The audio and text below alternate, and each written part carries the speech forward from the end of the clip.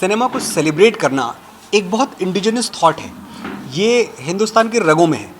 पूरी दुनिया के लिए शायद सिनेमा सिर्फ एक आर्ट फॉर्म हो, सिर्फ एक बिजनेस फॉर्म हो। हिंदुस्तान में ऐसा है कि यहाँ बच्चा जब पैदा होता है तो पहले माँ बोलता है, फिर सिनेमा बोलता है। तो जाहिर सी बात है कि इस देश में सिनेमा को सेलिब्रेट किया जाए, इससे अच्छी बात और क्या हो सकती है।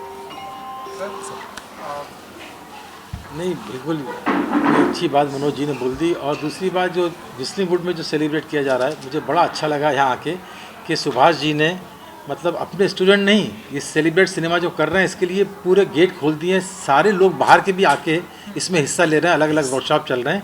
ये एक बहुत अच्छा काम है।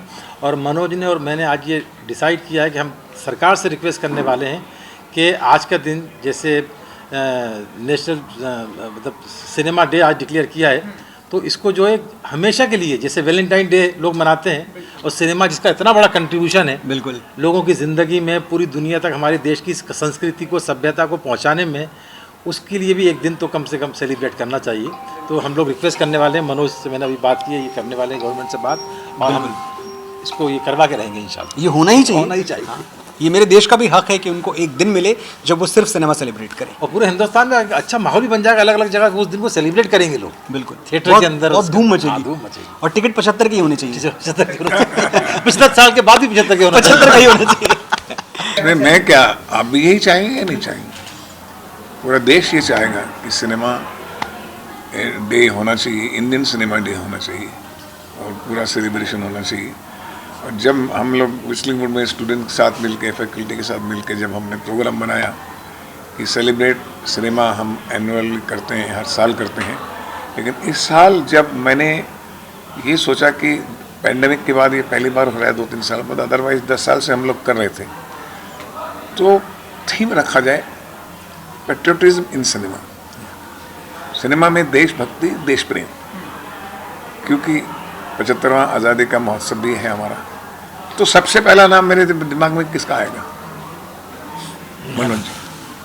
क्योंकि आज के वर्तमान समय में जो एक ऐसे शायर हैं, ऐसे कवि हैं और ऐसे लेखक हैं जो कि आज के यंगर जनरेशन की, उनके थॉट्स, उनकी जो भाषा है, उनकी जो शब्दावली है और जो तंज है, जो भावना है, उसमें इतना पैशन है कि आज हर जवान मनोज जी के हर शब्द पे खड़ा हो जाता है। और आज जो सेशन हुआ है, आप कभी देखते तो मैं कहूँगा कि इतना पैशन इन्होंने दिया आज, और जो थॉट्स को शेयर किए और ईमानदारी से जो इन्होंने सब बातें सीक्रेट्स बताई, एक शायर के, एक कवि की, जो आपको चीज़ें इंस्पायर करती हैं। मैंने भी कुछ सीखा है इनसे। तो बहुत बहुत धन्यवाद सर, आप आए, हम सबको आपने बहुत इनलाइटन किया, एंड गॉड ब्लेस यू। अभी तो आरंभ है, आरंभ ही है बस।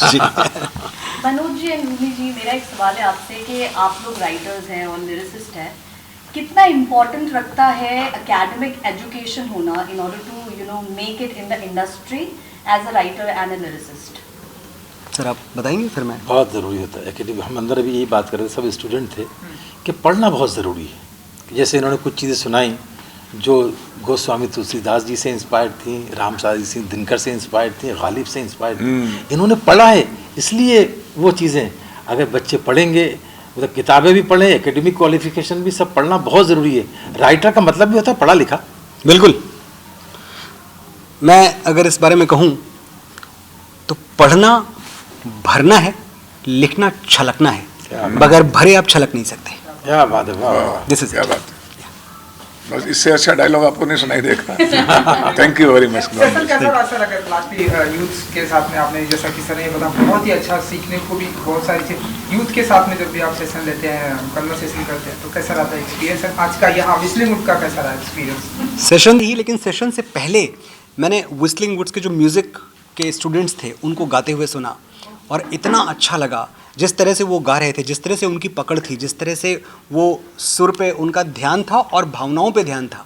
तो एक अजीब सा माहौल बन गया था। ऐसा माहौल बन गया था कि मुझे लग रहा था कि मुझे स्टेज पे ना बुलाया जाए और जो स्टेज पे चल रहा है यही चलता रहे घंटों। उसके बाद जब मैं स्टेज पे जाता हूँ तो मुझे मेरे बड़े भाई, मेरे सीनियर मैं हर बार कहता हूँ और इस पे ये बड़े एम्बेरस होते हैं, पर मैं कहता हूँ मैंने बहुत लाइन लगाई है आपसे मिलने के लिए जब मैं नया नया आया था। तो रूमी साहब के साथ अगर आपको बैठ के बातें करने का मौका मिले, इतने अच्छे कन्वर्सेशनलिस्ट हैं ये, इतनी अच्छी बातें करते हैं, तो वही अपने आप में बड़ा चार्मिंग था। और भोपाल के हैं तो आपको ये पता है कि भोपाल में ज़बान का जो लुत्फ़ है वो कुछ और ही है, तो वो पूरा पूरा भरा हुआ है इनके अंदर। और मैं ये चाह रहा था कि अगली बार फिर मुझे बुलाएं सुभाष जी, और अगली बार खाली कुर्सियाँ बदल दी जाएं, सवाल मैं पूछूंगा जवाब भी देंगे। ये इनकी मोहब्बत है, इतनी इज्जत दे रहे हैं। बहुत सारे लोग लगता है यार बहुत बोलता है, समझता है। Thank you sir.